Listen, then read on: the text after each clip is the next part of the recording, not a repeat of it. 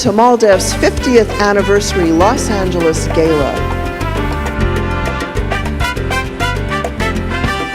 Tonight is brought to you by the generous support of our co-chair, SEIU United Healthcare Workers West.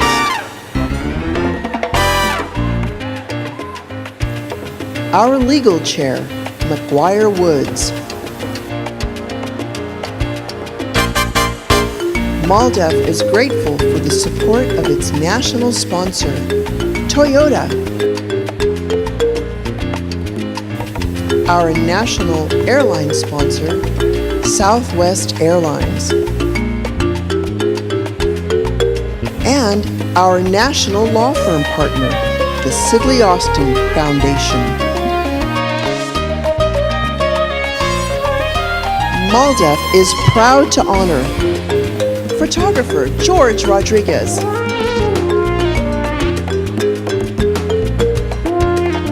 former MALDEF President and General Counsel Ambassador Vilma Martinez,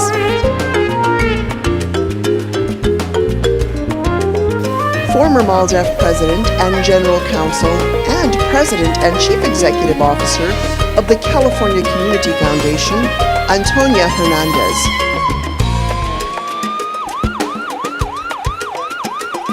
And writer, producer, actress, and comedian, Cristela Alonzo.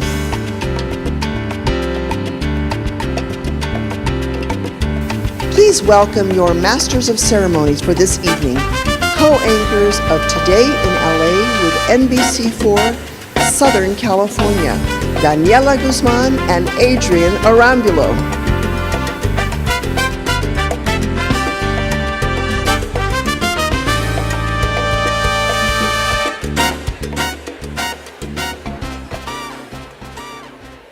Hello? Is this thing on? Hi, guys. Clap twice if you can hear us. Oh, there we go. I love that. That's what I play with my kids. It works. It works even with adults. I heard it was a rowdy crowd. We'll give everyone a couple seconds to take their seats. Take your last pictures, please. If you could take a seat, we want to get started. We have a lot to get to this evening. And you're going to have plenty of time. We'll have breaks throughout the program so you can get up and mingle a little bit, take some more pictures. So you're being too nice. I was told that we're supposed to yell. Go for it. Sing. I can't yell.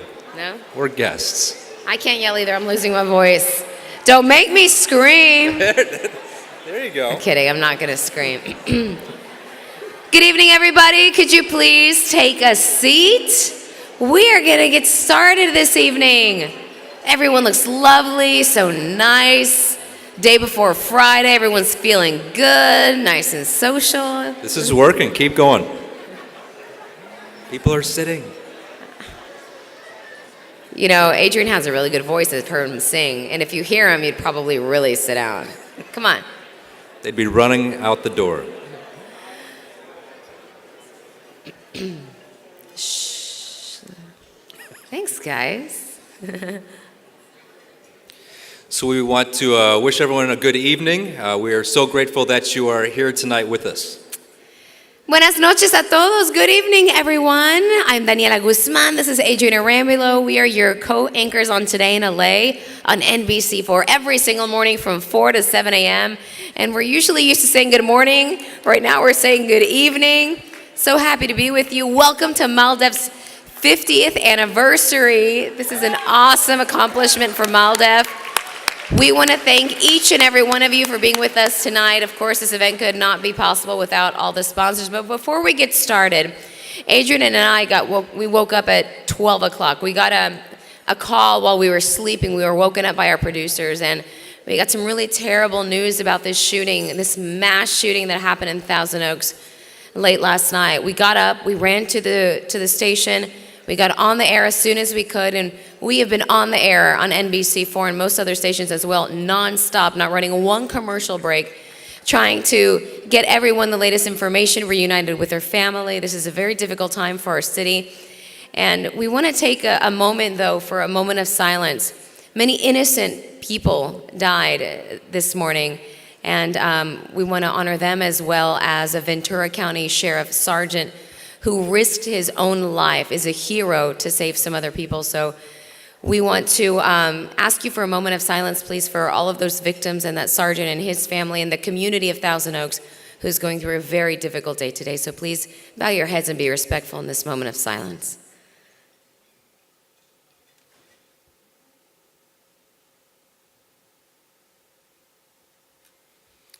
Thank you very much. We are so honored to be your hosts on this very special occasion, and we want to thank MALDEF for including us in tonight's very special anniversary.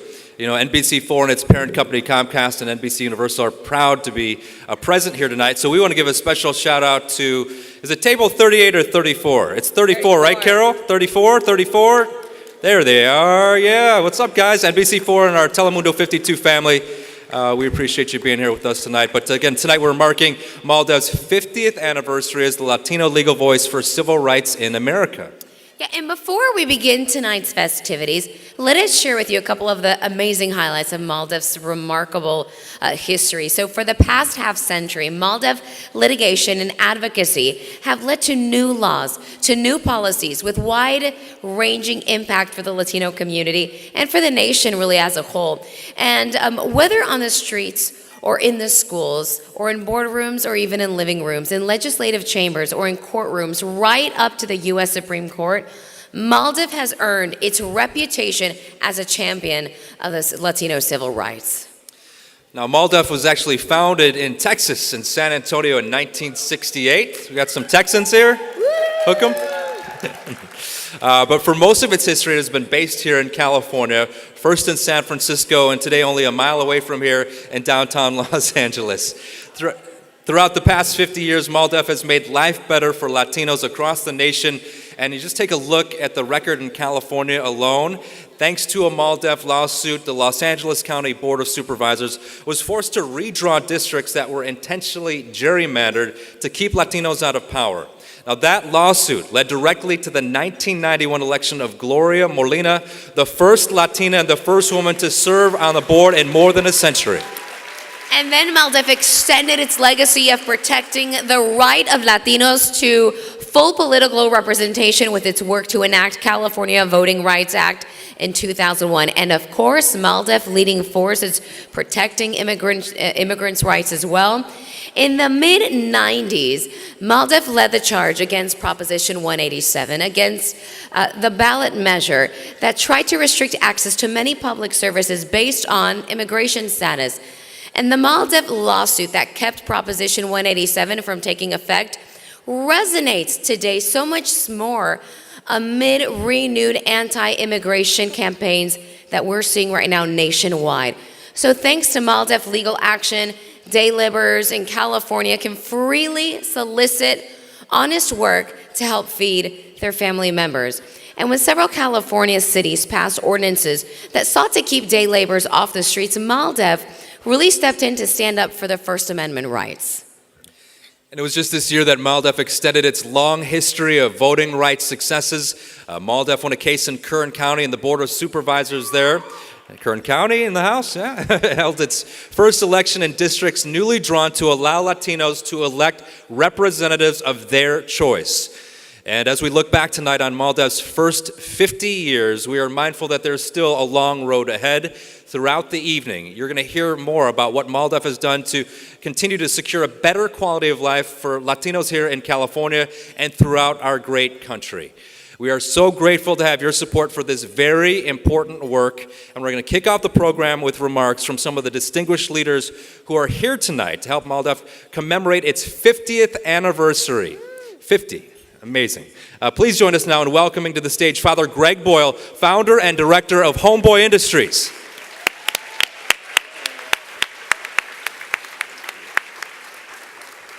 Thank you very much. A homie said to me once, you got to pepper your talks with self-defecating humor. And I said, yeah, no shit. That's, and now that I have your attention. What Martin Luther King says about church could well be said about this dinner tonight. honoring MALDEF. It's not the place we come to, it's going to be eventually the place we go from. And we go from here to be anchored in the things that matter, to put first things recognizably first, to live as though the truth were true. We want to be anchored in the things that matter. Inclusion, nonviolence, unconditional loving kindness, and compassionate acceptance. We want to somehow go from this place eventually to imagine a circle of compassion and then imagine nobody standing outside that circle. Together with MALDEF, we want to dismantle the barriers that exclude. And so with our fierce courage of our own tenderness, we want to inch our way to the margins and stand with the poor and the powerless and the voiceless. We want to stand with those whose dignity has been denied and stand with those whose burdens are more than they can bear. We want to go from here to stand with the easily despised and the readily left out. We want to stand with the demonized so that the demonizing will stop, and stand with the disposable so that the day will come when we stop throwing people away.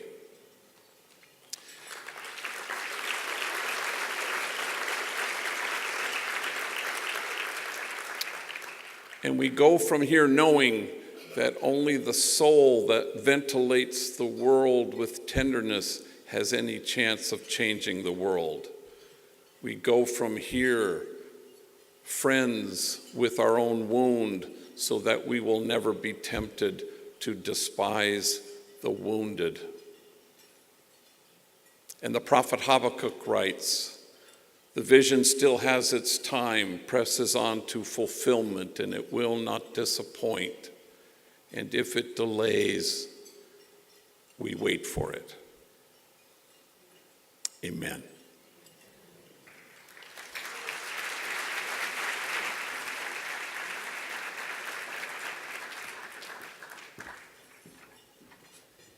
Thank you so much, Father Boyle, for your kind remarks and that invocation. All right, please join us in welcoming our next speaker, State Senator Kevin De Leon.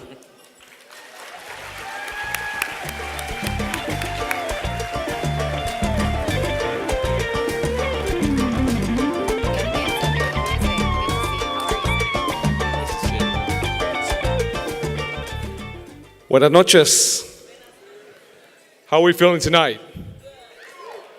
We got to do a little better than that. We're at MALDEF. How we are feeling tonight?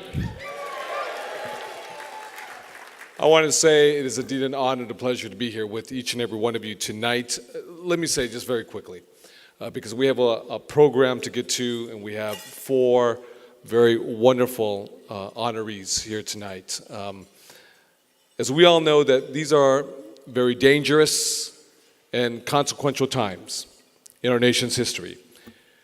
We all know that we are in fact engaged for the soul of our nation against a president, or I should say against a party that has sold its soul to a president without one. And that's why during these very critical times in our nation's history, we need an organization like MALDEF more than ever to litigate, to activate, to advocate, to instigate, and be that institution, that legal institution that speaks truth to power. That's why we, as a great state, the state of California, home to the largest number of immigrants from all over the world,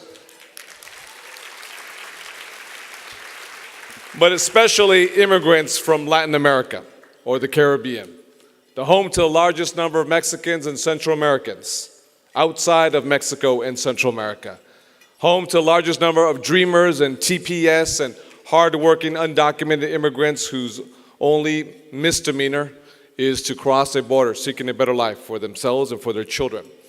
That's why we, as a great state, must always remain America's exceptional example, a beacon of hope and opportunity in a very uncertain world, that we're not going to allow one electoral aberration reverse generations of progress at the height of our historic diversity, our scientific advancement, our economic output, and our sense of global responsibility. Not here. This is the great state of California.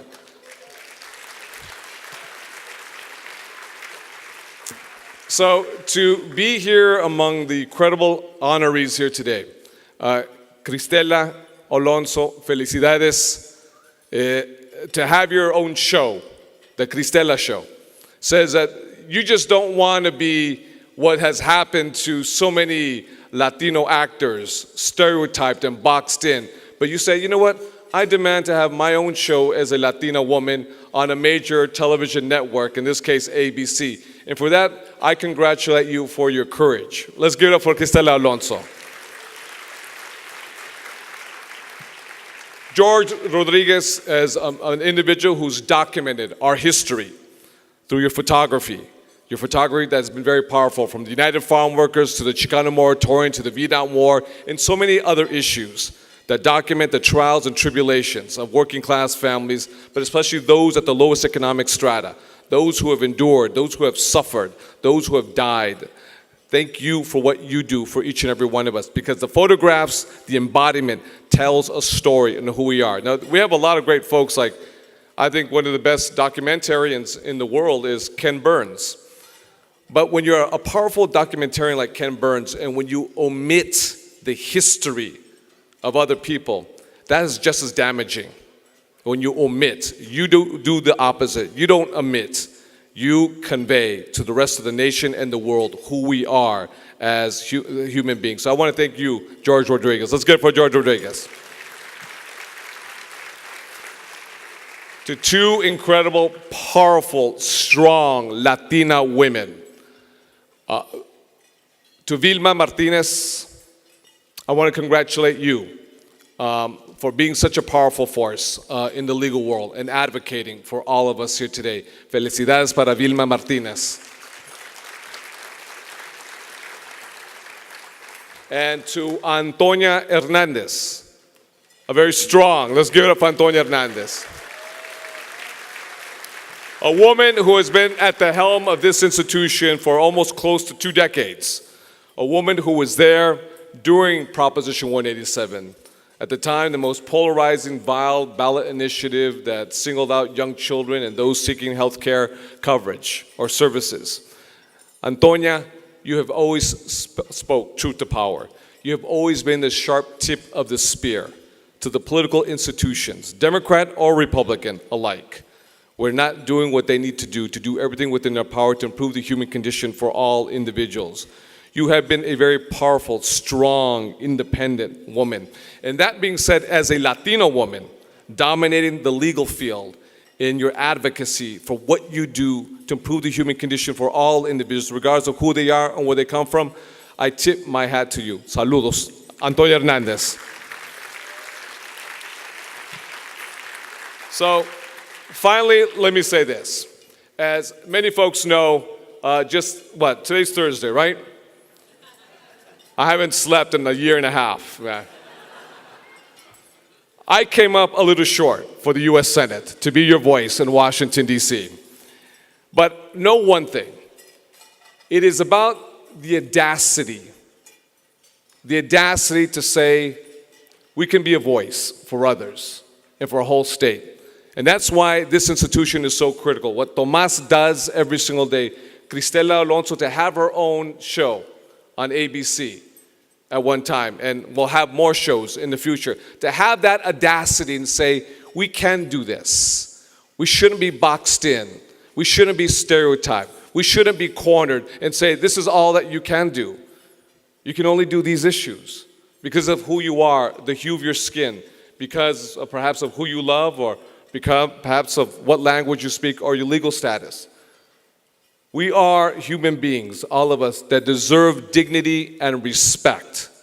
We're individuals who deserve to push the envelope, not just push the envelope, but tear the envelope apart, to make sure that we challenge establishment authority, the status quo, the same old, and say we belong, We deserve to be respected. We deserve to be treated with dignity. We deserve to be loved. We deserve to have our say at the table, and we deserve a better future for all of our children. So with that, I want to say, God bless each and every one of you here tonight, and know one thing, that the center of the political gravity has bended towards us, regardless of who occupies the White House today. With or without Washington, the state of California, and each and every one of us here tonight will always lead the future for a better place for our children and our future grandchildren. With that, God bless each and every one of you. Thank you very much, everybody.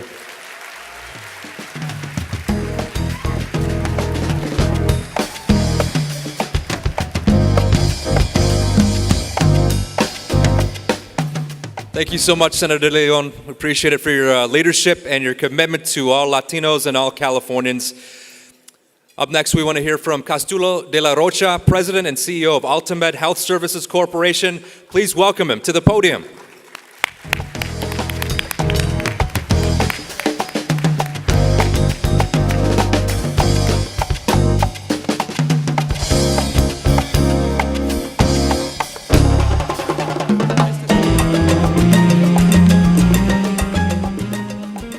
Good evening, muy buenas noches. On behalf of Altamed, we are proud to be the principal sponsor for this evening and congratulate tonight's honorees. There's a lot of history to recall and recognize. This history goes back to 1981 Supreme Court case of Doe versus Plyer, argued by MALDEF Peter Roos, which determined that undocumented immigrant children had a right to attend school. That deserves a round of applause. This history includes the expansion of Latino voting rights, challenging at-large elections, first in Texas and then in California and other states. This history includes this year's victory in Kern County, the creation of a second Latino majority district in the county that is 50% Latinos. Give a round of applause for that.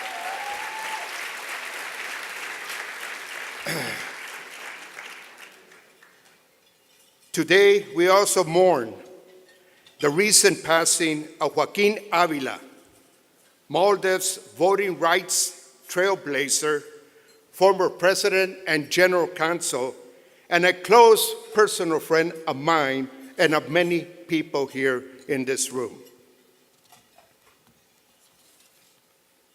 But my friends,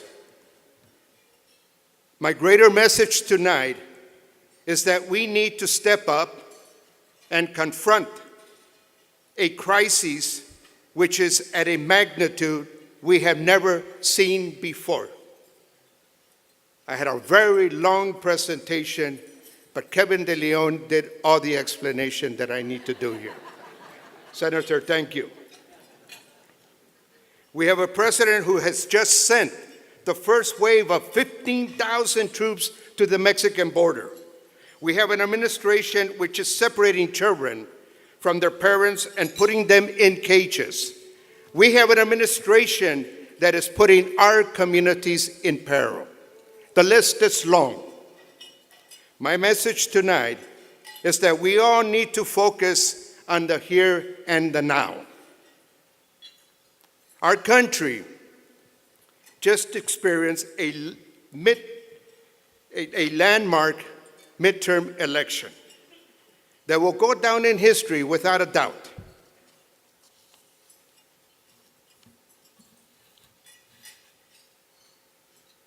As we celebrate an increase in the participation of Latino voters and discuss the power of Latino votes across the United States, it is important that we have an honest and transparent discussion, because there is still a lot more to be done if we're going to be successful in 2020.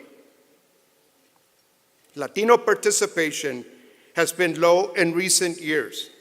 In 2016 presidential elections, it was just 27%. That's not good enough. Since 2016, we've added 4 million new Latino voters registered to vote, and there are now close to 30 million eligible Latino voters. We also are, hey, give that a round of applause as well. We're also seeing high levels of activism among young voters and our people across this country and in places in California, that this has meant victories for candidates like Ricardo Lara, Javier Becerra, Alex Padilla, and Tony Vasquez, who is here with us this evening. Give them a round of applause. Their new congressional representative, 3 Latinas, will go to Congress. We have done some amazing work. These elections have been great. In 2016, when overall participation was in the 40 percentile, our 27% Latino vote was not to be celebrated, was nothing to celebrate. We can only talk so much about what we are doing to mobilize Latino votes if those registers actually turn out. I am proud to say that this year, Ultimate ran a campaign in which we made more than 1 million calls to potential voters in our service area. More than 1 million calls.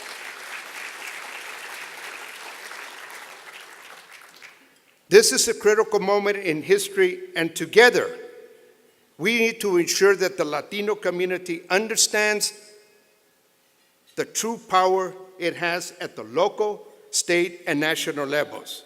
We must cultivate the culture of voter participation in our community and must take action to remind one another the most valuable democratic right we have, and that is the right to vote.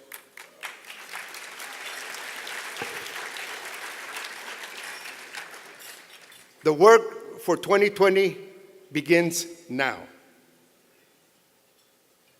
Kevin, I understand that you're a little tired right now, and in my deepest respect, but we need you back. We need you back, Kevin.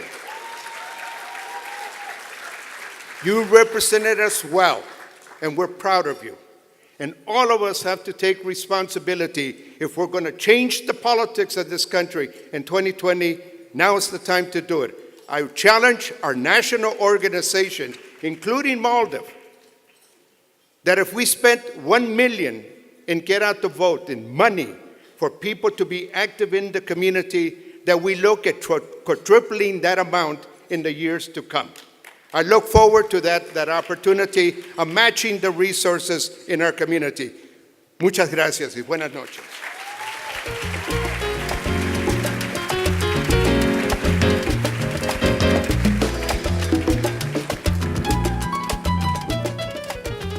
Castulo, thank you so much. So we are grateful for your remarks and your service to our community. Now we want to get to a video from this year's co-chair, Toyota.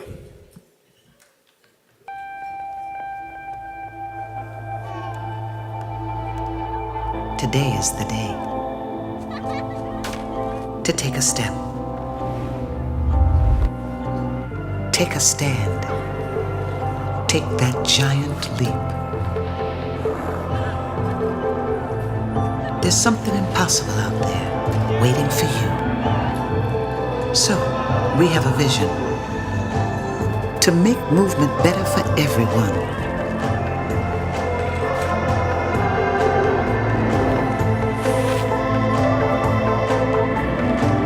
To give everyone the same chance and the same hope to be their very best.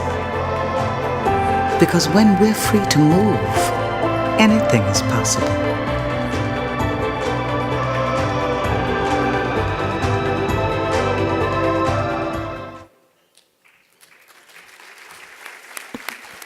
Ladies and gentlemen, please extend a warm welcome to Sebastián Ontiveros, National Director of Multicultural Business Alliance and Strategy Group and Senior Manager of Consumer Engagement for Toyota Motor North America.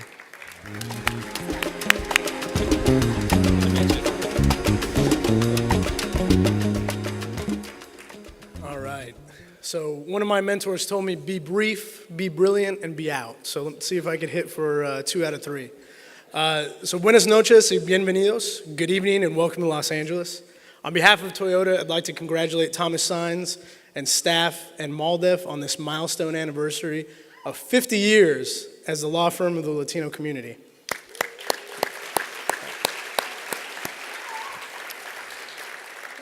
We at Toyota are proud to be committed, longtime partners of this organization, which has a strong track record of tireless advocacy and demand for equity on behalf of all of our shared communities.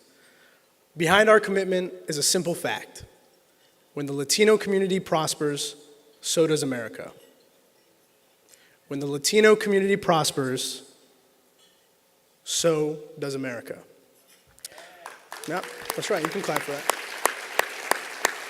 The two are inextricably bound.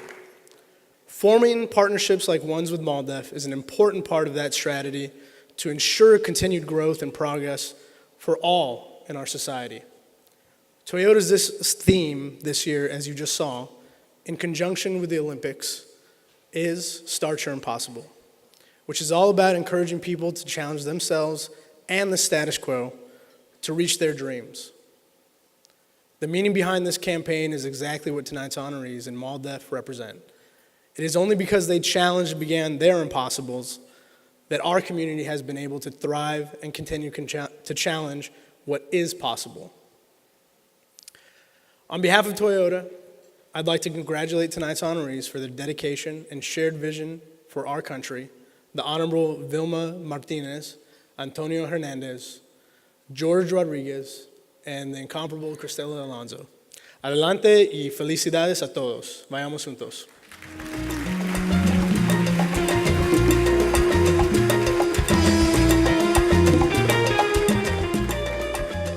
Thanks, Sebastian. MALDEF appreciates Toyota's continuing support and commitment to our work, and tonight we're going to celebrate the careers and the accomplishments of 4 amazing individuals who have dedicated themselves to safeguarding and expanding civil rights to the Latino community. It is our pleasure to introduce our first honoree, George Rodriguez, recipient of MALDEF's Lifetime Achievement Leadership in the Arts Award. Now, if you have seen any iconic photos of the Latino experience, you have seen the work of George Rodriguez.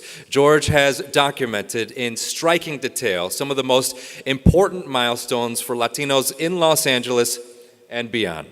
Now, 50 years ago, he chronicled the East Los Angeles student walkouts. His iconic photographs of the Chicano Moratorium of 1970 include vivid images of proud activism contrasted with police violence. He walked alongside civil rights icons like Cesar Chavez and Dolores Huerta to document the historic United Farm Workers movement.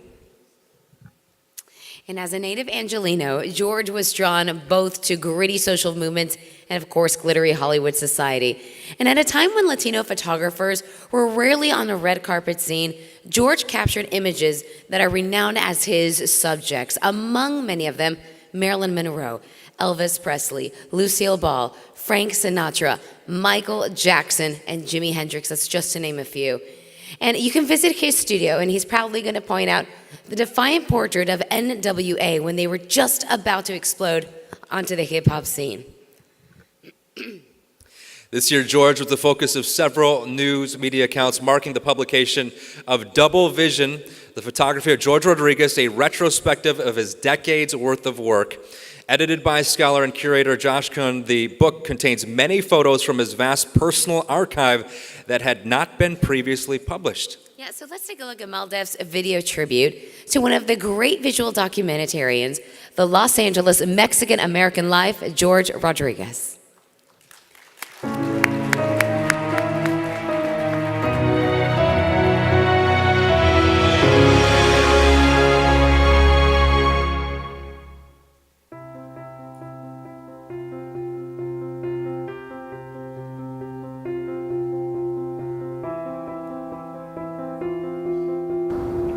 I think the everlasting legacy of George Rodriguez is the contributions he's made to the world.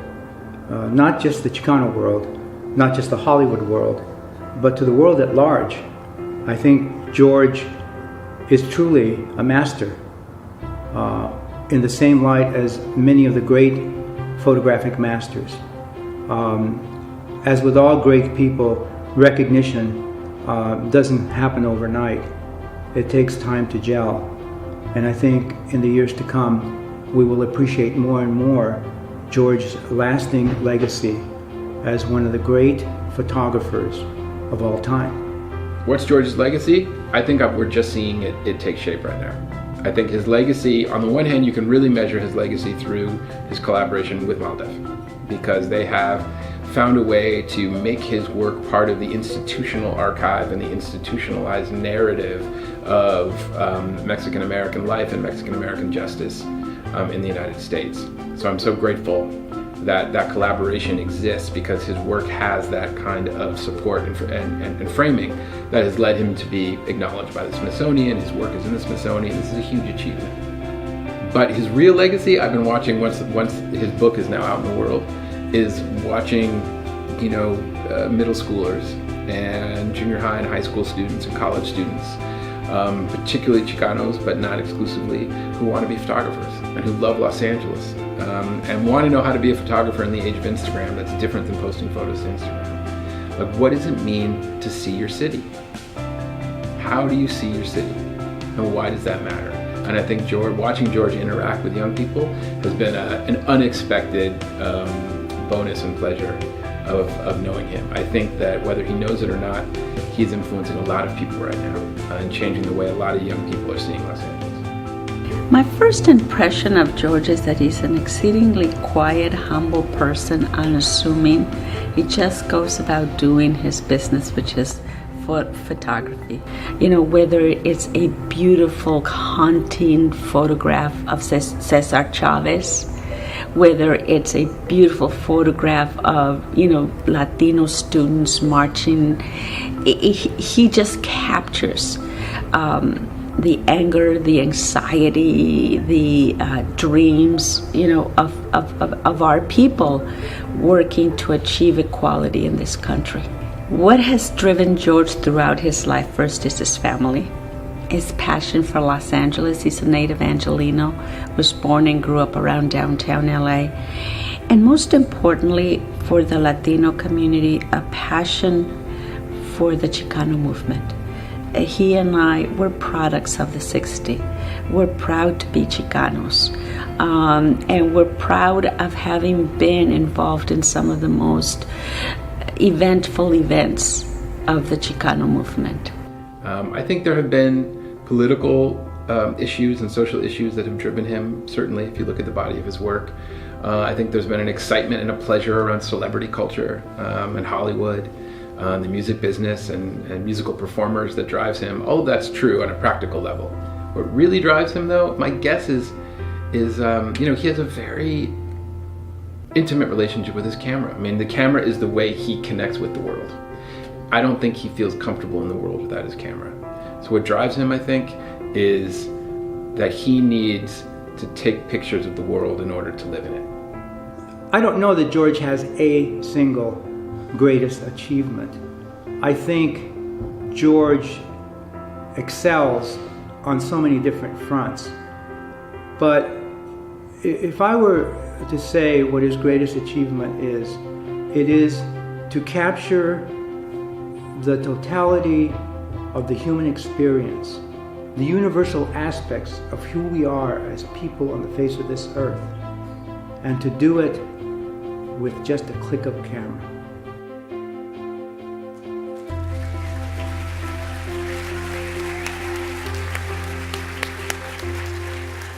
It's amazing how these images just make you feel something. The emotion makes you feel alive, like you're part of the community. And ladies and gentlemen, please help us welcome to the stage world-renowned photographer George Rodriguez, recipient of MALDEF's Lifetime Achievement Leadership in the Arts Award.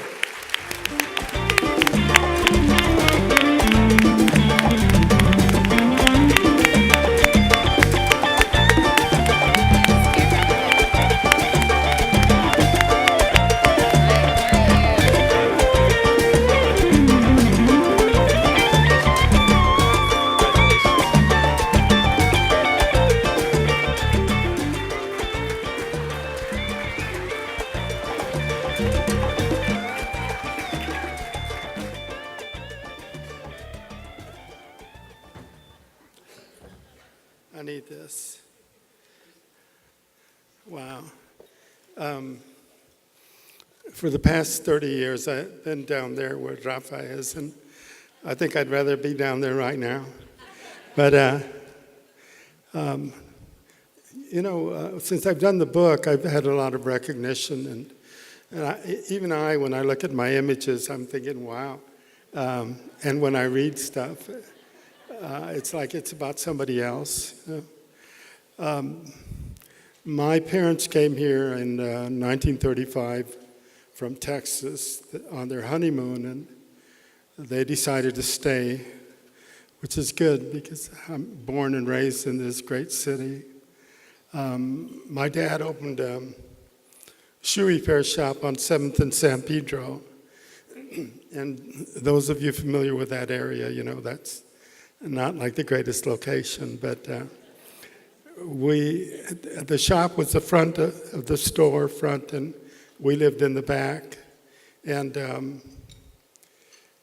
went to 9th Street School, and not till later, as an adult, that I realized there are people who called it the Skid Row School.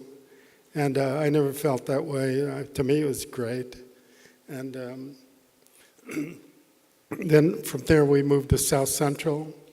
And I was fortunate to be in the Fremont High School district. I have a feeling this house is mainly Roosevelt and Garfield.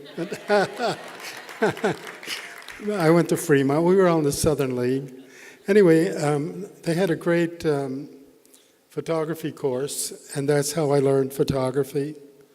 I got a job after school, and not so much to learn photography. I got a job in a photo lab, but I had to help out at home because my dad was really struggling. And one thing I can't overlook is that Fremont High School, at one point, they had an incredible photography course. They turned out a quarter of Life magazine photographers, which for someone like myself, it's like the Holy Grail. I used to study Life magazines. And in any case, photography, takes you everywhere, especially where you want to be. It could be maybe an Oscar de la Hoya fight in Las Vegas, or the Oscars or the Grammys. But to me, it also took me to the great fields of Delano and the Whittier Boulevard in 1970 for moratorium march against the war, also the walkouts of '68. And it's essential, that somebody covers that, because without images like those, young people don't know what happens before. So it's important. And I can't stress enough how honored I am to be recognized by MALDEF. For me, when you're younger, you hear of these institutions like the United Farm Workers and MALDEF, and you want to be a part of that. And in my case, before I realized that I was, and then one day about 19 years ago, Antonia Hernandez said, "You got to be here with us." So that was the beginning of an incredible association. But like I say, my heroes are people like, obviously Cesar Chavez, Dionisio Morales, so many that are just not around anymore, like Ed Roy Ball. Yeah, for sure.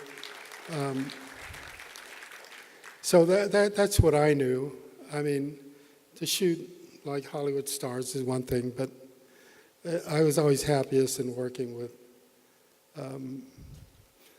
Latino-related, Chicano-related subjects. So I'll feel like family. I've either known or worked for everybody in this room. So I hope I haven't left anything out. I just can't, tell you how much it means to me to be honored by MALDEF. Thank you so much.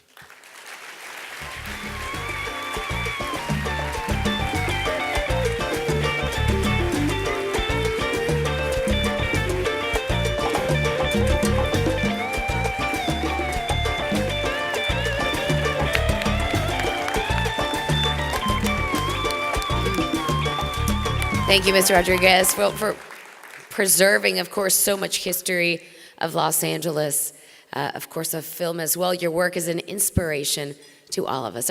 And it is our pleasure now to welcome to the stage Tom Saenz, President of General Counsel of MALDEF, to introduce the next honorees for tonight.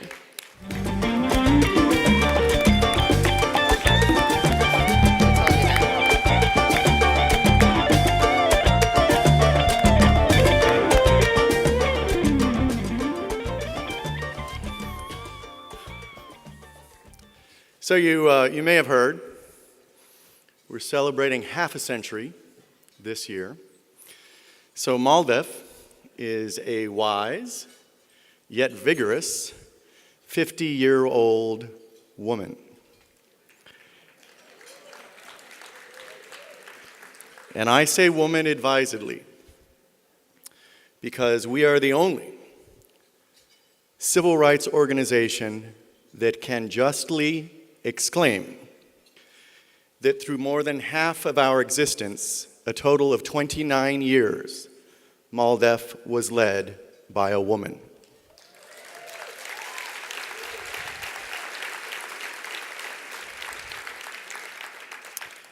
Two of those women, who together account for 27 years of leading MALDEF in its historic mission and ongoing mission to promote the civil rights of all Latinos living in the United States. Now, I have had the great honor and privilege of leading MALDEF for 9 years, but I truly rely and depend on my predecessors. It is a cliche, but it is true, though certainly those who know these two women understand that the cliche does not refer to physical stature.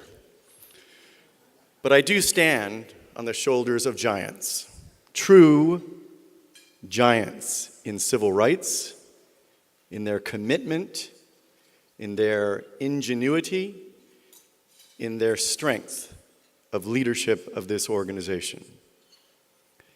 It is therefore appropriate that in this 50th anniversary year, the two women I am about to introduce have stepped forward to again contribute with their hard work to the ongoing mission of MALDEF. They have both agreed to serve, together with our longtime board member, who was honored in September in San Antonio, Texas, Frank Herrera. These two women have stepped forward to co-chair our 50th anniversary committee.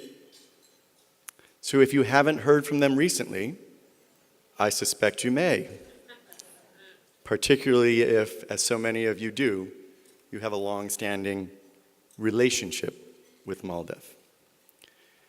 The award that they will receive is called the President and General Counsel Award.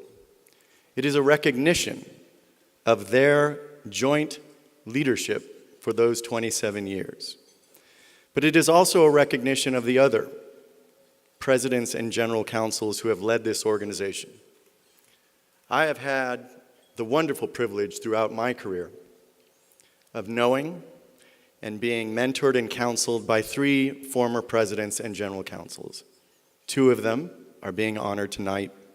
The third, as you have already heard, we lost earlier this year in March with the passing of the brilliant voting rights litigator and president and general counsel of MALDEF from 1982 to 1985, Joaquin G. Avila.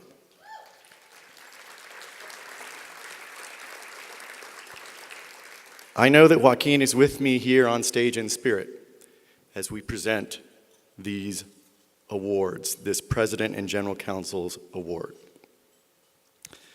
The first presentation goes to someone whose influence across this country has been immeasurable. First, her influence on MALDEF in establishing and solidifying a relatively young organization, a fledgling organization, ensuring that MALDEF was the premier Latino civil rights organization at a time when that was not a foregone conclusion. She stood up to men in leadership on the board and in government and in business and throughout the country. After serving for 9 years as our president and general counsel, she went on to become a partner at one of the most preeminent law firms in this city and in this country. And along the way, as I think you may have already heard, she served on the University of California Board of Regents, including as its chair. She served on numerous corporate boards, and she continued to contribute in government service as the first woman ambassador of the United States to Argentina, and even at an age when most would retire to spend all of their time with her grandchildren, she recently served as chair of the Los Angeles Harbor Commission. Please join me in watching the tribute video to the Honorable Vilma S. Martinez.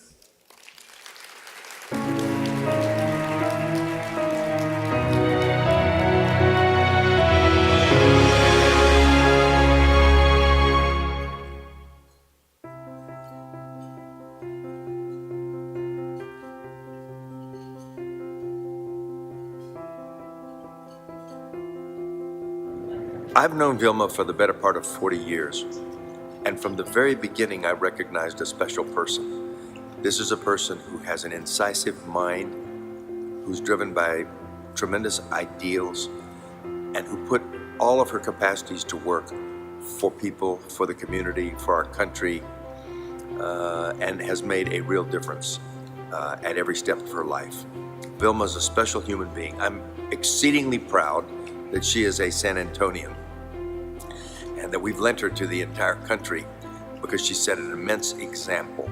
She set an example for women. She has set an example for minorities. She set an example for professionals. Everything that she's ever done has been of quality and excellence. Vilma's greatest legacy will be her unparalleled achievements in the area of civil rights for the Mexican American community. To begin with, she was really the one that put MALDEF on the map, and also ensured its viability and longevity over time. When she took over MALDEF, it was practically on the verge of insolvency, and she ensured that she was able to get the funding to do the important work that she continued to do, including taking cases to the Supreme Court, such as Plyler versus Doe, that ensured that undocumented Hispanic children would have a right to education. Also, the extension of the Voting Rights Act, critically important to the civil rights and the viability of our community.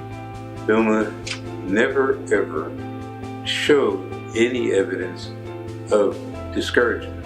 Her personality runs on a fairly even keel. I'm sure there have been times when she has been discouraged as head of MALDEF, but she has never shown it. And she has never let herself be daunted.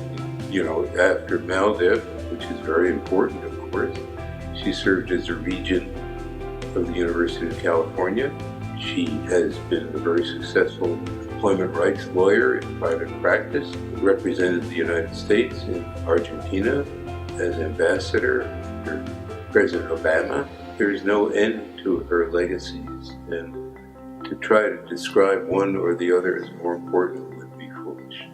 Vilma has actually created a legacy for all of us in the sense of taking professional excellence and matching that with a burning zeal to help those who are striving, to help those who are left behind. And that makes her, in my book, a very, very special person. She set an example for many others of us. There's a lot of us who worked with her early on, who admired her, but over the years, what she doesn't know is that she has been the exemplar who said, this is possible.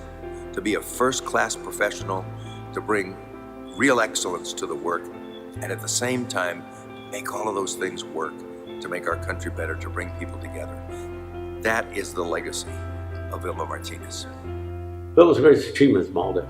Her greatest achievement, in my view, other than her family, and other than the fact that she is a wonderful human being and a great friend, her achievement really is standing up for the Latino community and being a strong right arm, legal arm, and being able to pursue goals without being pushed aside. What she has done in other pursuits as ambassador, as to Argentina, or as chair of the Port Commission, so are notable and important, but nothing is as important as MALDEF.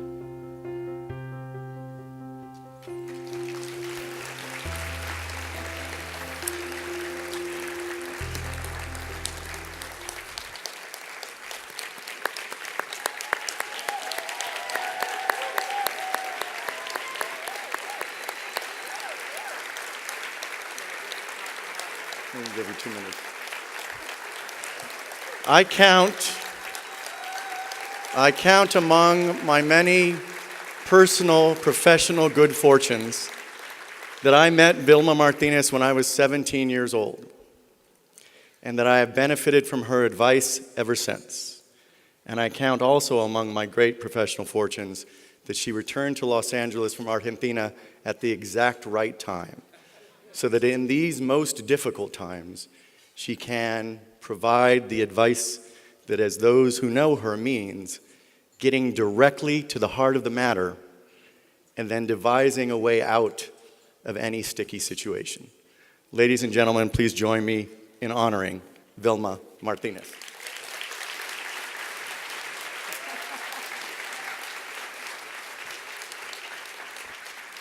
Okay, let's get this show on the road. Thank you, Tom and MALDEF board and staff, for this lovely tribute. The honor of leading MALDEF all those years ago has been one of the great highlights of my life. I must admit that when I first thought about 50 years of life for MALDEF, part of me was disappointed because I had hoped that MALDEF's work would be finished, complete. On reflection, however, I have come to understand that breathing life into our nation's ideals and goals is work that never ends. When I look at where we are today, with a president who stokes fear and division, who disrespects the other two co-equal branches of government, the Congress and the judiciary, as well as the press, it is clear that our country's commitment to our ideals and goals, such as the notions that all men are created equal, entitled to equal protection before the law, that we are a country committed to a pluribus unum, fashioning out of many indigenous and immigrant streams one nation under God. This commitment is under attack as never before in my memory. So on this MALDEF's 50th anniversary, I reflect with shared pride in our past accomplishments and with confidence that MALDEF's work is in the very best of hands. Yours. Thank you very much.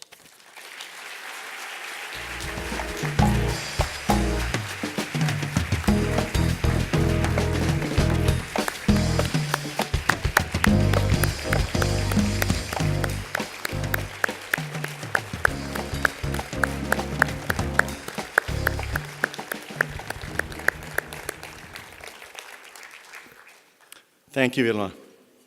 See, I told y'all, straight to the heart of the matter, devise a way out of the sticky situation. Now I count as another of my great personal professional fortunes the opportunity to work for our next honoree for a full decade, which remarkably is only slightly more than half of the time she spent leading this organization. Her demonstration of longevity and commitment is unmatched. except by her own record, where she currently sits, at the leadership of the California Community Foundation for 14 years.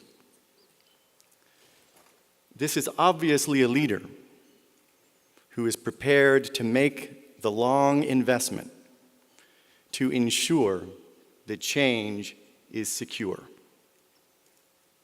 During her leadership of MALDEF, she oversaw Garza versus County of Los Angeles, leading, as you've heard previously, to the election of the first Latina supervisor in over a century, Gloria Molina, who is here with us tonight.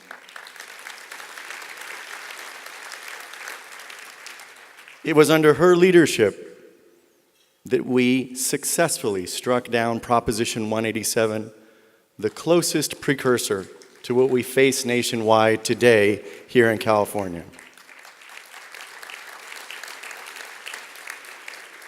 It was under her leadership, and not without some questions from many on the board, that MALDEF acquired its permanent home at 634 South Spring Street, where we continue to anchor a changing neighborhood and lead the change in Los Angeles as across the nation.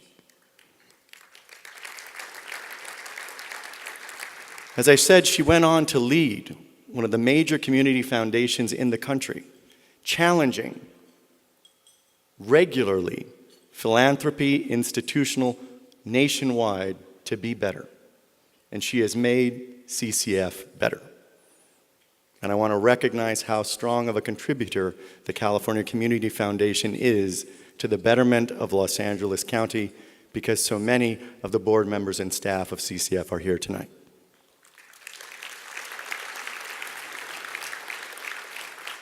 Now please join me in watching a tribute video to the incomparable Antonia Hernandez.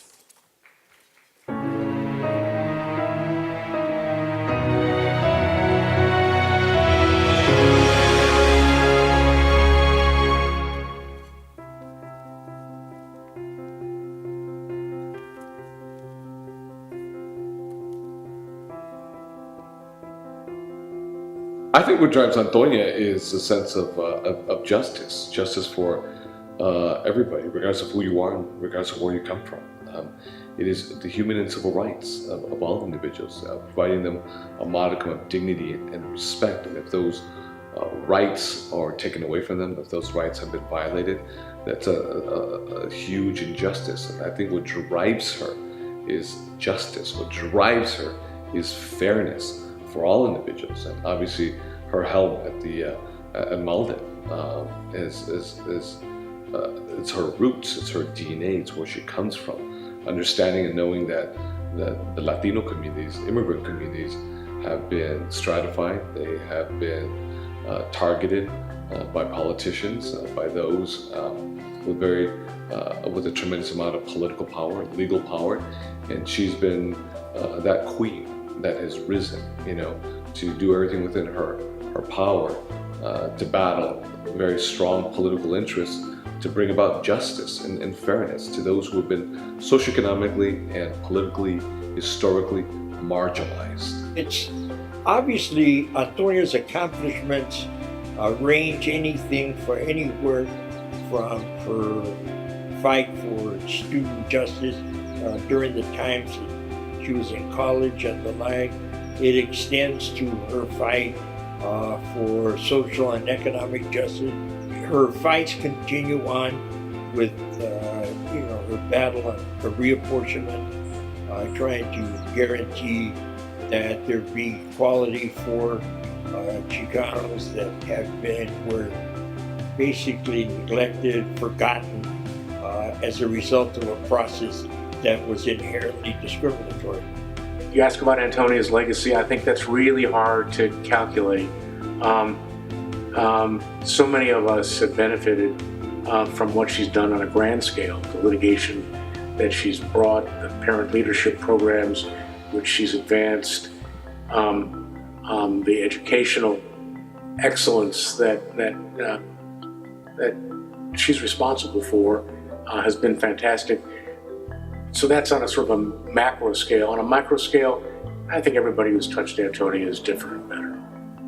Well, I described her as a fierce advocate for justice, and I think what's driven her is this notion that she has to right wrongs, that she got a great education, including a legal education, and that it was incumbent on her to use that great education for good, to challenge injustice and wrongs wherever they occur. I think that's driven her entire life. I think one of the biggest accomplishments, obviously, was her battle with 187. That has the biggest impression for me is 187 and how she led the fight in the federal courts to pretty much, help defeat, 187 using the power of the law and doing so in such a manner that virtually nullified almost every provision of Prop 187. Well, she really put MALDEF on the national map. Vilma, of course, began that process, but the expansion of MALDEF to Chicago, to Washington, really took place under Antonia, and those were crucial moves in the effort to move MALDEF as a civil rights and public education organization into the center stage national. There aren't too many Antonias. In today's world, we've just been lucky that we've had an Antonia Hernandez, as Chicanos in California and this country.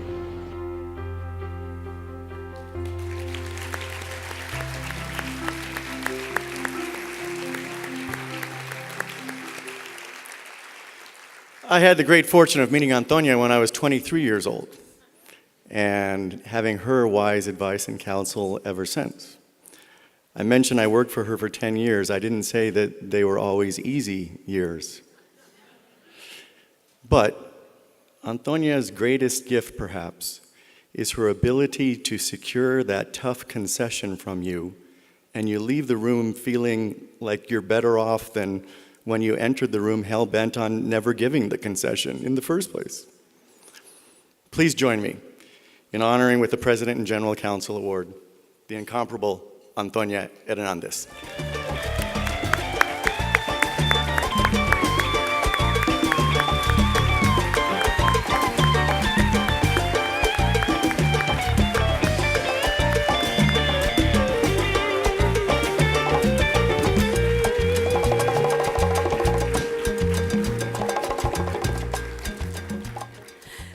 Muchísimas gracias and thank you very much. And I want, first of all, thank Raul as the chair of the MALDEF board for the excellent leadership that you have been provided during these hard times.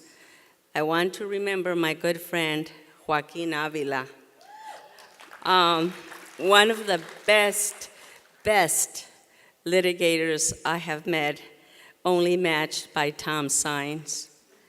And I'll tell you a little story about Tom Sines. I remember Vilma calling me to meet this young kid named Tom Sines. And I told him I didn't hire pochos who didn't speak Spanish. And I hired him because he's been one of the best litigators and leaders of MALDEF, so I eat my words.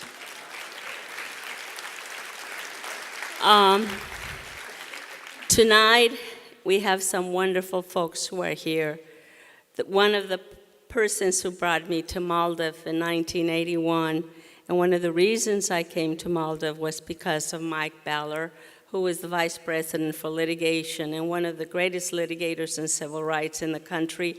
Thank you, Mike Baller, for being here today. And also with me today are some of the chairs who partnered with me in my 18 years as President and General Counsel. I have Don Pierce, who has come here from Nevada. I have Tommy Reston, who has come here from Washington, D.C. You saw Joe Stearns from New York here, and Bill Josephson, and Frank Quevedo, who's not here today. I have been privileged to work with some fantastic chairs of the board and also members of the board of MALDEF. It is a partnership, but I accept this award on behalf of all the Maldefinados who are here today.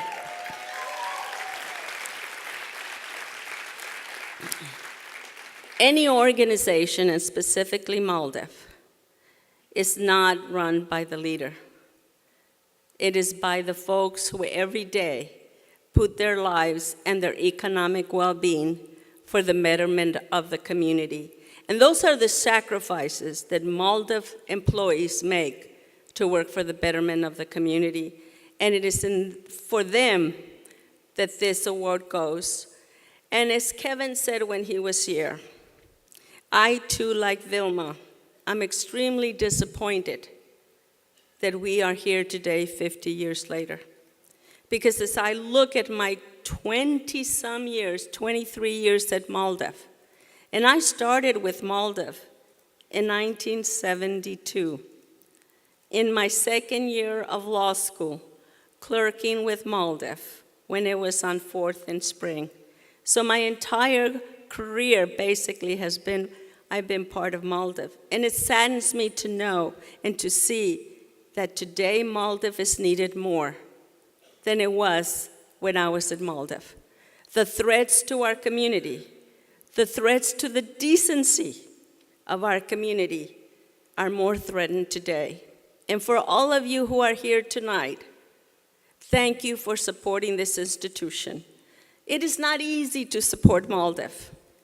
It's easier to support other institutions because our job is to create trouble, to challenge the status quo, and to come up against power. And sometimes you, our friends, my friends, kind of don't feel easy supporting MALDEF. But just remember that the Kevins, the Antonios, the Hendrys wouldn't be here today without MALDEF. And you must remember that. And I close by saying this. 3 weeks ago, I visited Adelanto, the detention facility out in the desert in California. It is a detention center that holds 2,000 individuals, 1,800 individuals, 600 women. And if that doesn't remind you of the need for MALDEF, nothing does. So please continue to support MALDEF and understand the value that this institution, not just for the Latino community, but as Americans, it is working to really come to fruition the ideal of the Constitution and the Bill of Rights, equality for all. That's what we're fighting for, and that's why we need you to be with MALDEF. Thank you very much.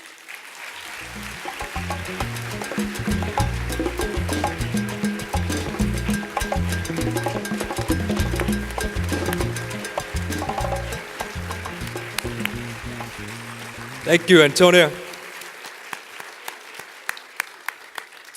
And thank you, Tom, for your kind introductions. Tom's so eloquent. We're going to hear from him shortly. First, though, we have one more honoree on this special evening marking MALDEF's 50th anniversary. We are pleased to introduce to you Cristela Alonzo, recipient of MALDEF's Leadership in the Arts Award.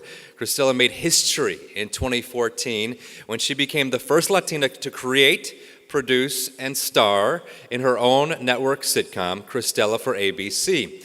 Now, during that same year, she split her time between Los Angeles and New York for a role as one of ABC's favorite guest hosts on their hit daytime talk show, The View. So in 2017, Cristela made history once again when she became the first Latina lead in a Disney Pixar film, when she voiced the part of Cruz Ramirez in Cars 3. And currently, you can see her on stand-up special, Lower Classy on Netflix. Cristela established herself in the stand-up world with her half-hour special for Comedy Central, and numerous appearances on Conan, The Late Night with David Letterman, with Jimmy Kimmel Live, also with The Late Late Show with Craig Ferguson. And she has topped multiple comedy power player lists, including Variety's Top 10 Comics to Watch, Top 10 Comedy Acts to Watch by LA Weekly, Time Out's Comics of Watch, and one of the 50 comedians that you should and will know by Vulture. So originally from San Juan, Texas, Cristela is based right here in Los Angeles now, and she is on the road. You can catch her on a number of clubs in Southern California. So let's watch MALDEF's video tribute to Cristela Alonzo.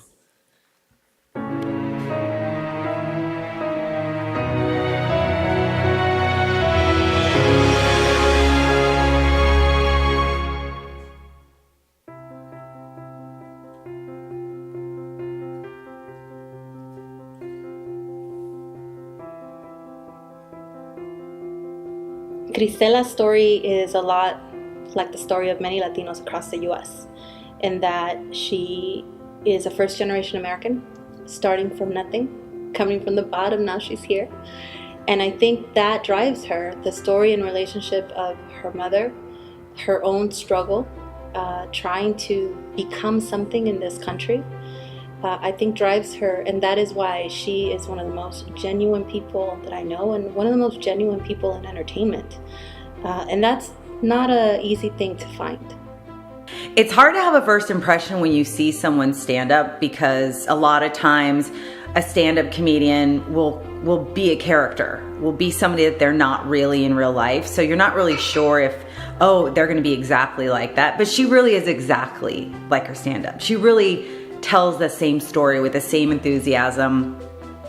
So it's really rare that that person matches who they are on stage. And so it seemed like I had already knew her, which I'm sure a lot of people tell her that all the time. Cristela has done so much. I think one of the biggest accomplishments that she is not credited for is the fact that she wrote, produced, directed, and starred as the first Latina to have her own show on a nationally syndicated channel. And the fact that she wasn't given the resources that other shows have, but still was incredibly successful, I think is just a testament of who she is and the stories that she's able to tell, and also, to be quite honest, some of the challenges that women and Latina women face in entertainment. And I think the fact that she was able to accomplish all those things speaks volumes as to who she is. I think her advocacy work will be her legacy. I think that's something that even in the beginning when I knew her, she's very private. She's a very private person. The circle that she discusses these things with is very, very small. And so even I wasn't aware how much she was doing until we became really close friends. And I think whether people realize or recognize it, you know, she's not just going to show up when there's a camera, and she's not just going to show up if someone's doing a think piece, and she's not just going to show up if it's like only $1 million fundraiser.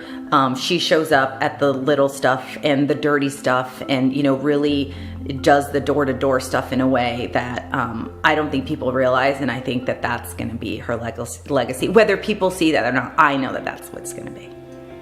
Her greatest achievement, I think, is making her mother proud. And knowing that every struggle that her mother went through when they were living in their car, when they didn't have any money, when her mother told her that she could be somebody in this life, and that she has accomplished all of those things. I think she's living in the best wishes of her mom. She is a brown woman. She is an alpha Latina. She is somebody that works in the public's eye and hopes to entertain millions of people across this nation and around the world. And she has yet to really even shine her brightest at that moment. We are currently seeing her star rise. And I think the fact that she is humble and she is genuine and she is a person that connects with both folks in Hollywood, but also folks in el barrio, you know, that she is able to mix these two worlds, whether it's English or Spanish or Spanglish, and does that with grace and with dignity, because it's not a facade. It's who she really is. And the fact that she's able to bridge between different worlds, it's what makes her special. And I think her legacy is currently in the making.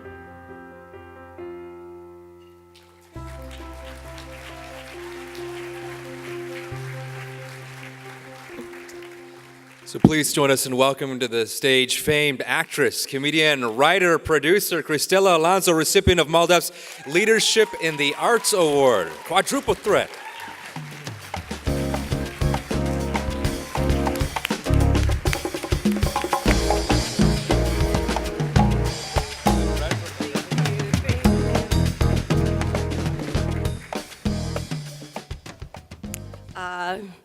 Good evening, everybody.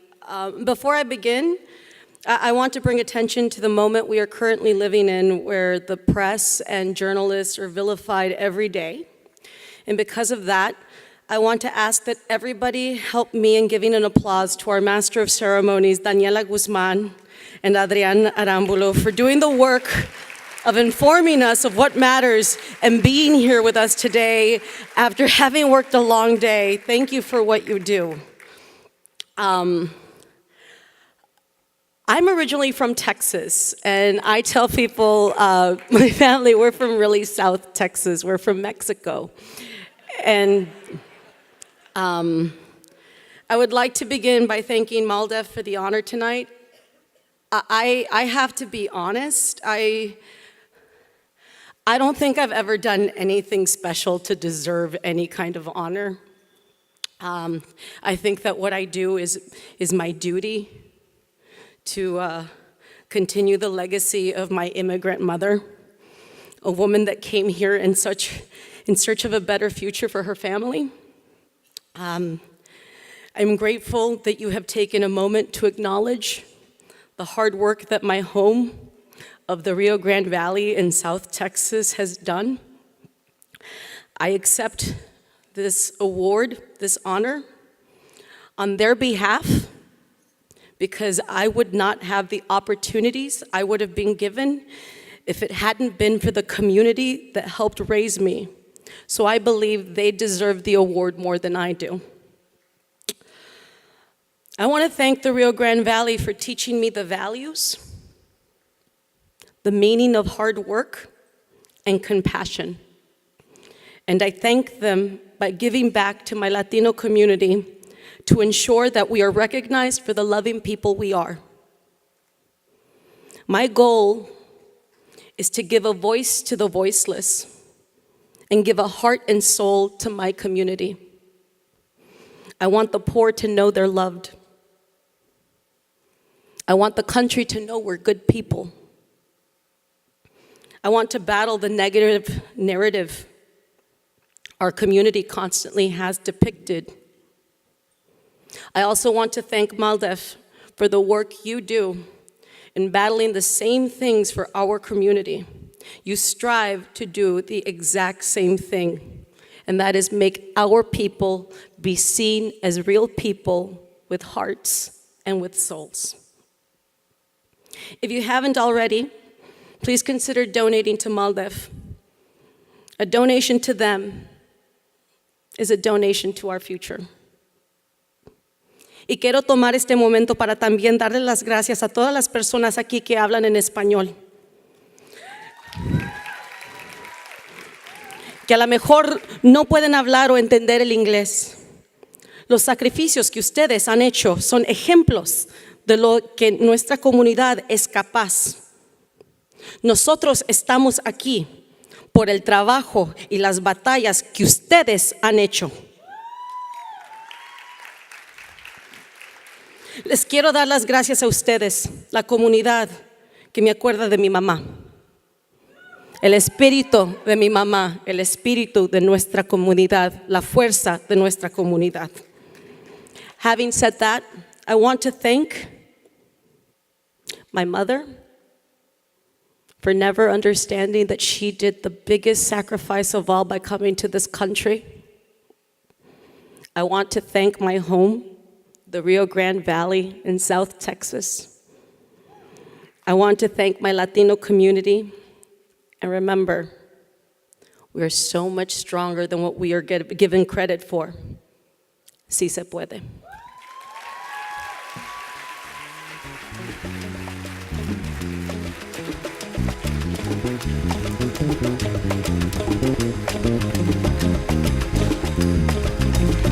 Cristela, congratulations. Thank you.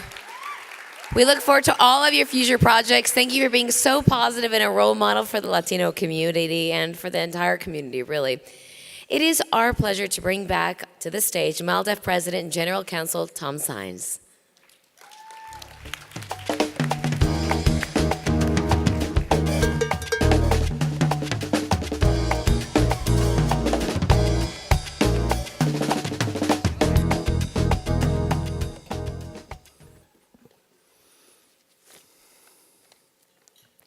Wow, what a tremendously inspiring evening. Very appropriate for our 50th anniversary. And I want to begin by reiterating what Cristela said and thanking our very able and talented defenders of First Amendment free press through their work, our MCs Daniela Guzman and Adrian Arambulo. Thank you very much.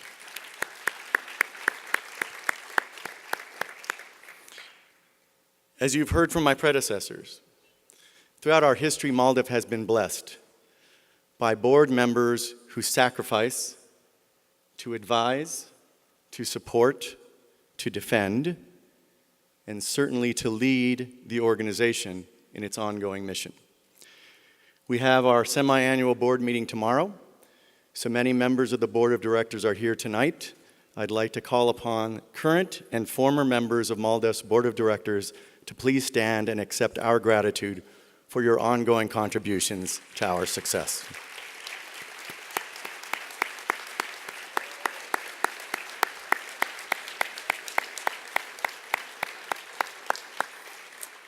And I do want to particularly recognize our amazing board chair, Raul Lomeli, who was up here earlier and got that thermometer gauge going up where it needs to be. An event like this cannot succeed without the help of so many who take time out of their busy days to serve on our dinner committee, to recruit all of you, to cajole all of you to come out and support this organization. Let me ask our dinner committee members to please stand and accept our gratitude for your work on this evening's event.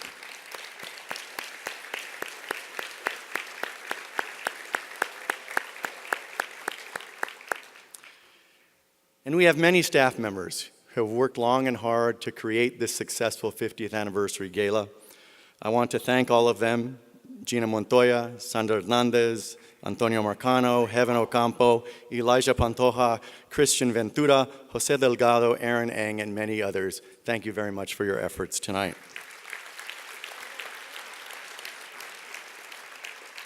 In part because of that board meeting, we have all four of MALDEF's vice presidents here tonight. I'd like to acknowledge them and ask them to stand. Sandra Hernandez, Shelly Malchuk, Gina Montoya, and Nina Perales are all here tonight.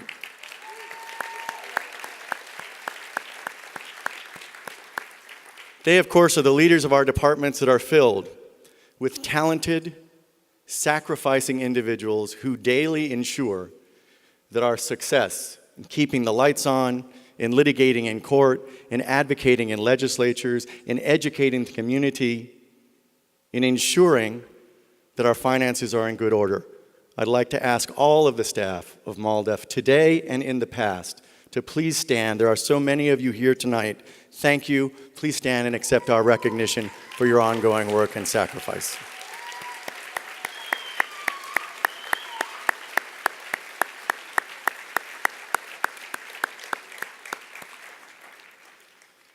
I, of course, want to again thank our tremendously inspiring honorees. We had the right set of folks yet again, whose words have emboldened our efforts, whose words have ensured that our efforts will continue, whose words have inspired us all to leave tonight reinvigorated.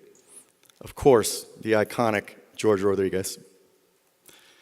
the inspiring in litigating so many critical cases, such as Garza, such as the case against Proposition 187, someone who partnered with us in so many defenses against negative initiatives in this state. We lost Ramona Ripston on Saturday. And as Raul has already acknowledged, the same night, same day, we lost Professor Leo Estrada, who for more than half of MALDEF's existence, more than 25 years, was a constant partner, advisor, and contributor, whether as expert witness or providing work on the side without asking for payment to help move forward our work in securing greater representation for Latinos in government and in every sector of society. He was an unrecognized demographic genius whose brilliance is unmatched. He leaves a void that cannot be filled, but because he was regularly and constantly a mentor to so many students and colleagues, we know that there are legions who will step up to partially fill the void that Leo leaves. Please join me in a moment of silence for Ramona and Leo.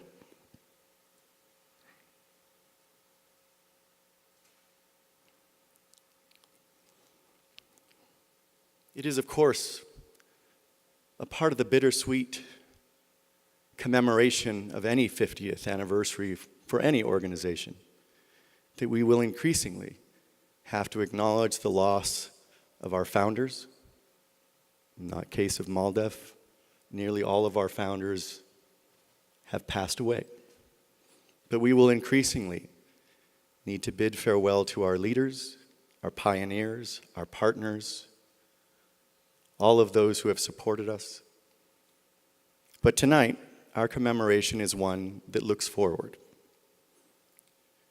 Our 50 years of stories, some of which you've heard tonight, whether about Plyler versus Doe, Garza versus County of Los Angeles, the case against Proposition 187, all of these stories of great courage, not only on the part of staff members who've sacrificed, but particularly on the part of the clients, the community members who at great personal risk put their names and their lives literally on the line in a lawsuit. The expert witnesses and lay witnesses who take time to be prepared, sometimes berated by lawyers to ensure that our community progresses.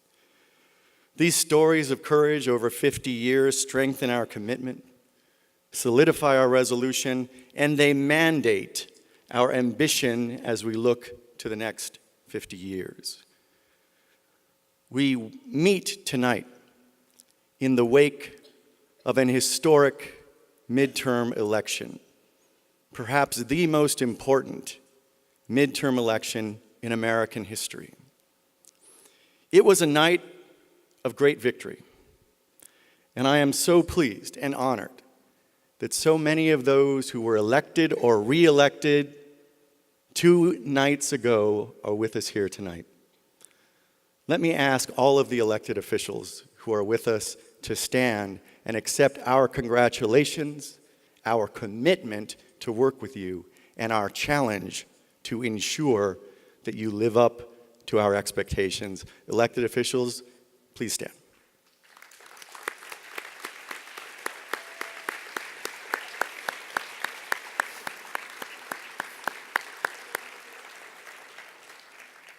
It hasn't been said, at least so far as I am aware, and it may never be said, but Tuesday's election was, in my mind, and I believe in reality, a brown wave election. What we saw, a repeat of what we've seen in other elections, is that when it came to the states with significant Latino voter populations, the story changed.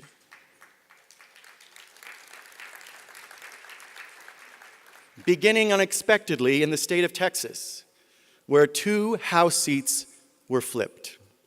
including one held by the notorious Pete Sessions. In New Mexico, with the election of the first Latina Democratic governor in that state, with the election of new representatives with the support of the Latino community. In Arizona, with close elections not seen in that state in decades, and with the election, the flipping of House seats as well.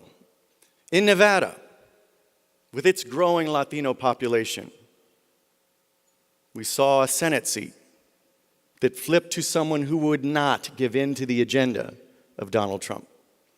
We saw the election of House members and other leaders in that state as well.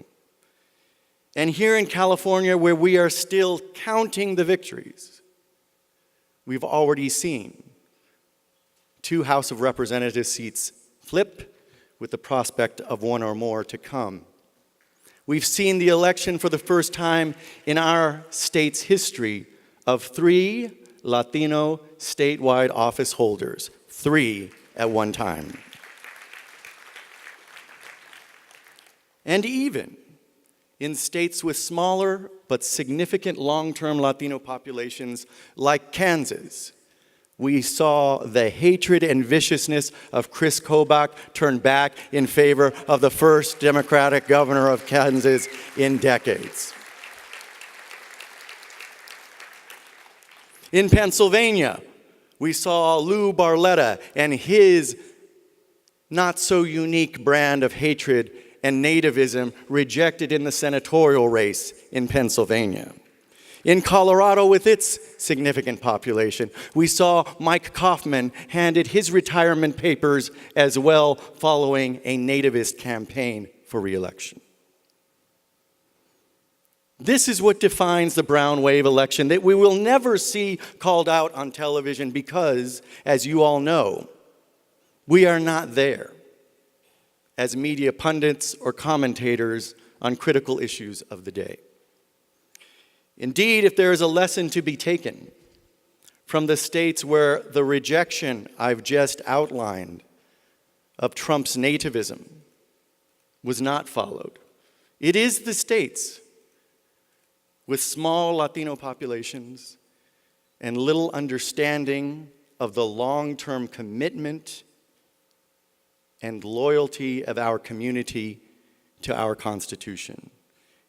It's states like North Dakota and Indiana and Missouri with 2% Latino population, 4% Latino population, 6% Latino population. The contrasting story of the brown wave states and these states with so little brown within them is a lesson of the importance of MALDEF's ongoing mission.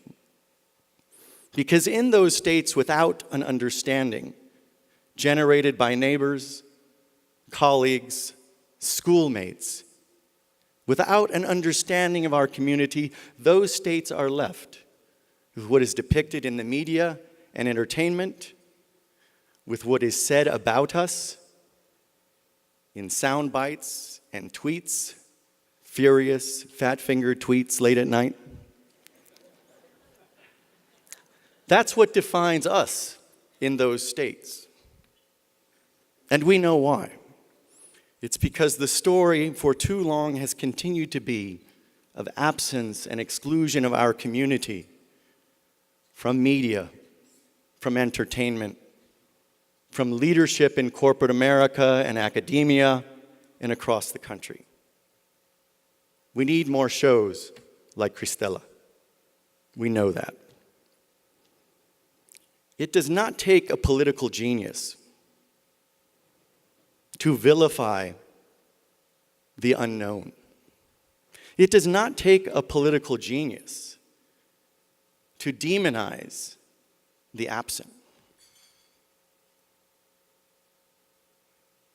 Instead, it takes someone reckless and unconcerned about constitutional precedent and the betterment of our society. But he gets away with that because of our absence and exclusion from leadership and representation across the country. And he tried it again with this election as well, depicting continually child refugees as dangerous invaders, incipient terrorists, fellow travelers of dangerous criminals. He did it again by threatening to issue an unconstitutional executive order to change the long-standing Supreme Court established rules of citizenship at birth in this country. He didn't use the words, but he was invoking the dog whistle of anchor babies yet again.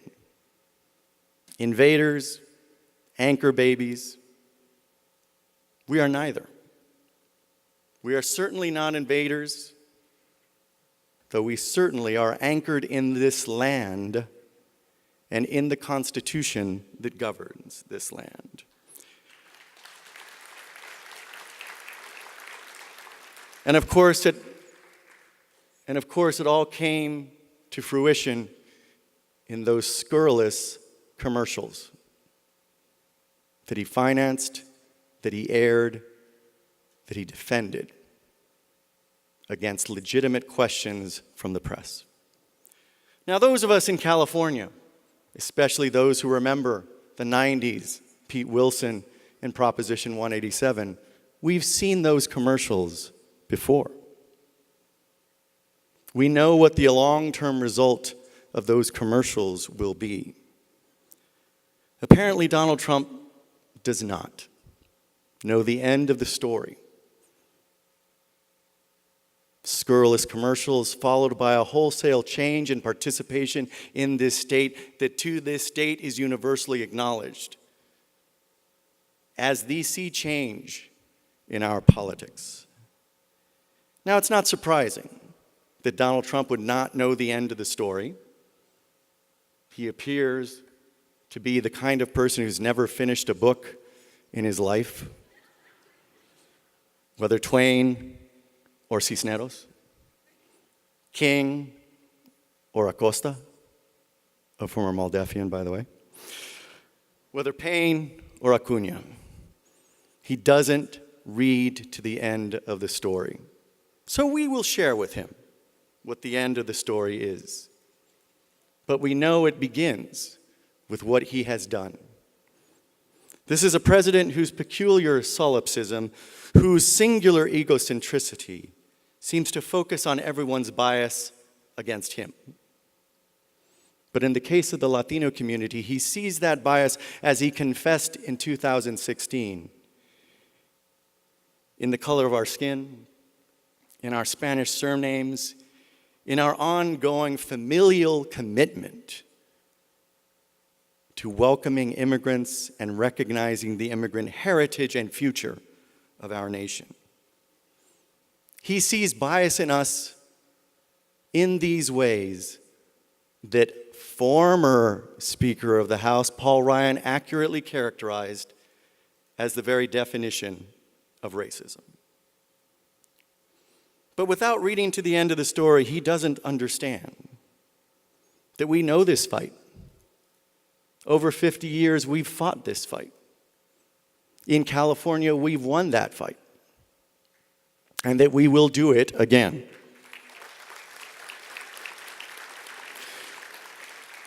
We know the fight because civic participation has been the central driving force of MALDEF since the beginning.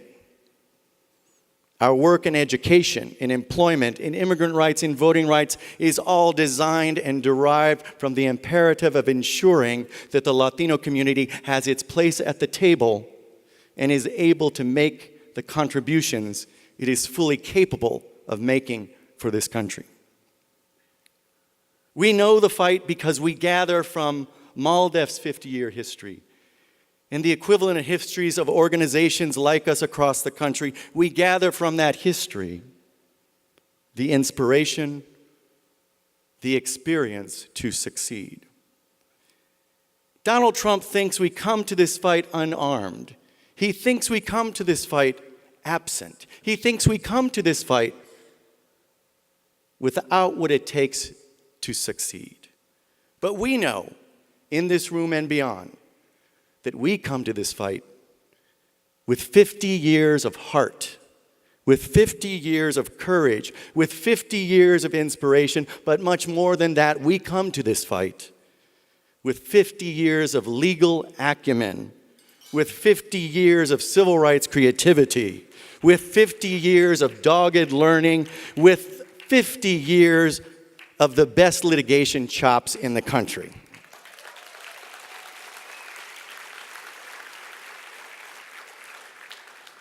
And we come to this fight with 50 years of partners, inside and outside the Latino community, in states with large Latino populations, in states with no Latino population. We come to this fight with 50 years of partners. And we can say with full confidence that when Donald Trump is nothing but a hazy orange memory, that MALDEF and the Latino community will have vindicated our Constitution, will have vindicated our civil rights heritage, and will have emerged victorious with all of you.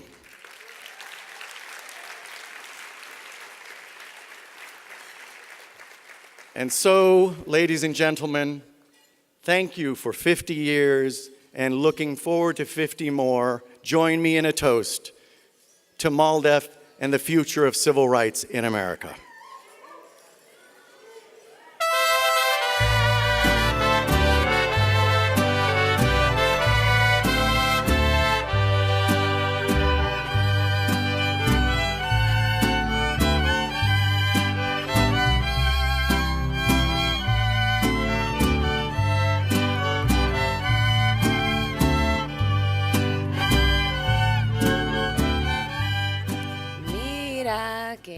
No, my voice is not. Mr. Tom, you took the champagne glass with you. I'm kidding. No, we're good. We do not need to be drinking at this hour. We'll be in the air in a couple hours, right? Tom, thank you so much, and the Latino community is grateful to have you at the helm of MALDEF. Let's give another round of applause for each of our honorees and program participants tonight.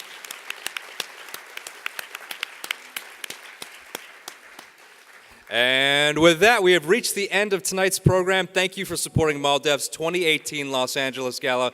MALDEF is privileged to enjoy the ongoing support of so many capable and wise partners like yourselves. We would love to hang out with you and spend some time with you, but we got to be at work in 4 hours. Yep, that's right. Thank you so much for coming. Drive safe. And happy birthday to MALDEF, celebrating its 50th anniversary on behalf of NBC4 and Telemundo 52. Thank you for having us here tonight. Have a great evening.